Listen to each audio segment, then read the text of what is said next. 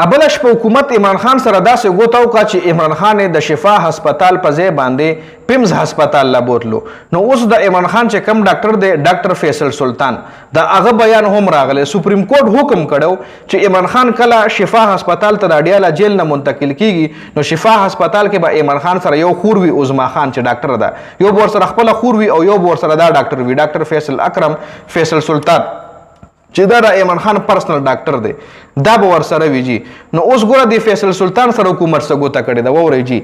دی وایي چې موږ پسې اتو بجو کې پرون ابله شپه کال وشو چې تاسو راشئ اډیاله جیل ته. نو زه او د عمران خان خور اډیاله جیل ته لاړو. مونږ هلته د ایسیچو صاحب کمره کې ناستو جی چې دی کې یو کس راغو ما له وی ته راشه. زه راویښ کم د کمرې نه ګاډي کې کینولم او سیدې بوتلم شفا انټرنیشنل هسپتال له. شفا انټرنیشنل هسپتال کې زه ناست 3-4 غنټې مې تېرې کړې. ایون سهار 5 بجې شوې، واپس سهار 5 بجو ټایم کې واپس په ګاډي کې کینولم او اډیاله جیل ته راوستم. او ما به چې تپوس وکړو چې عمران خان به څه ټایم راځي یا عمران خان راځي که نه راځي، ما له به چا جواب نه راکولو. خو په اخر کې راله ده ووایي چې راځه عمران خان نه راځي او بس مسله ده او پلانې ده او ډنګړې دی. زه د شفا انټرنیشنل هسپتال نه راوچت کړم او واپس یې په اډیاله جیل کې کوز کړم. پهلې بوتلم هلته کینولم په ویټینګ روم کې ناست ما وی چې اوس په عمران خان راشي، اوس په د هغه ټریټمنټ شروع شي یا اوس په د ما هغه سره ملاقات وشي یا به اوس د عمران خان خور راشي دا چې کومه ما سره په اډیاله جیل کې وه ابه راشي. مطلب د حال احوال نه مې خبر کړي. خو زه 2-3 غنټې ما تېرې کړي او ما مطلب واپس بیا اډیاله جیل له سهار راوستم. او چې اډیاله جیل ته څنګه راورسېدم نو هلته ما سره د عمران خان خور عظما خان هم میلاو شوه چې هغې راته ویې زه یې پیمز هسپتال له بوتلی وم. یعنې عمران خان او د عمران خان خور عظما خان هغه یې پیمز هسپتال له بوتلل. هلته پیمز هاسپټل کې د هغې سره لږ ډېر ټریټمنټ وکړو او را ډاکټر چې کوم دی هغه شفا هسپتال ته منتقل کړو. شفا هسپتال کې په هغه غریب باندې 2-3 غنټې تېرې کړې او هسې بیسه.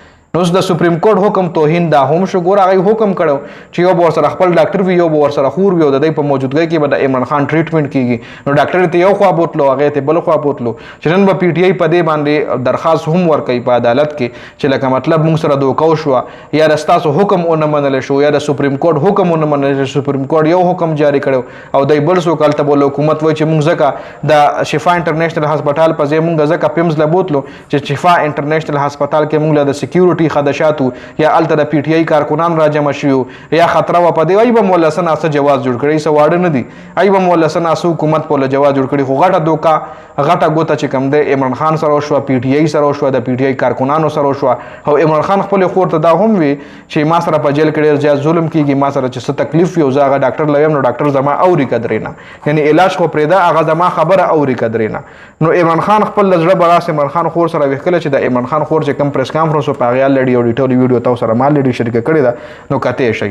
نو په دې ویډیو کې دا هم معلومات و. د ویډیو کتلو زیاته مننه. ویډیو مخکې ملګرو سره ضرور شریکه کړئ. والسلام.